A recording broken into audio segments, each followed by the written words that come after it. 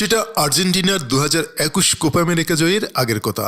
আর্জেন্টিনার হার কিংবা বাজে খেললে সামাজিক যোগাযোগ মাধ্যমে একটা কথা খুব দেখা যেত, মেসি একা কি করবেন। রিয়াল মাদ্রিদকে নিয়েও এখন একই কথা বলা যায়, শুধু কিলিয়ান এমবাপ্পে থাকবেন মেসির জায়গায়, আর বলতে হবে এমবাপ্পে একা কি করবেন। অবশ্য মুখ ফুটে না বললেও সমস্যা নেই, পরিসংখ্যানে চোখে আঙ্গুল দিয়ে দেখিয়ে দিচ্ছে রিয়ালের আশার পাল্টা ধরে আছেন শুধু এমবাপ্পেই। চ্যাম্পিয়ন্স লিগে বেনফিকার বিপক্ষে পরশু রাতের ম্যাচটাই এই সাম্প্রতিকতম উদাহরণ। 4-2 গোলে রিয়ালের হারের পর সে ম্যাচে দলের খেলোয়াড়দের মধ্যে সবচেয়ে বেশি শট 4টি ও ড্রিবলিং 4টি এমবাপ্পেরই।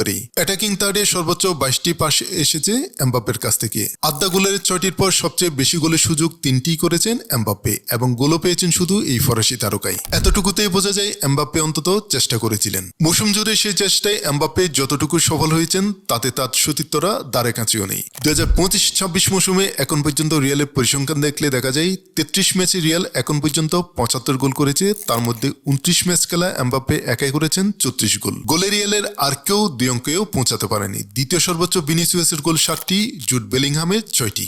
লা লিগার এবারের মৌসুমে এখন পর্যন্ত এমবাপ্পেই সর্বোচ্চ গোলদাতা, 20 ম্যাচে করেছেন 21 গোল। রিয়ালের হয়ে এই প্রতিযোগিতায় সর্বোচ্চ গোলদাতার তালিকায় অন্য কাউকে খুঁজে বের করা অনেকটা খড়ের গাদার মধ্যে সূচ খোঁজার মতোই। 21 ম্যাচে 5 গোল করা ভিনিসিয়াস লা লিগায় এই মৌসুমে রিয়ালের দ্বিতীয় সর্বোচ্চ গোলদাতা, এবং সব দলের খেলোয়াড় মিলিয়ে গোল সংখ্যায় 23তম।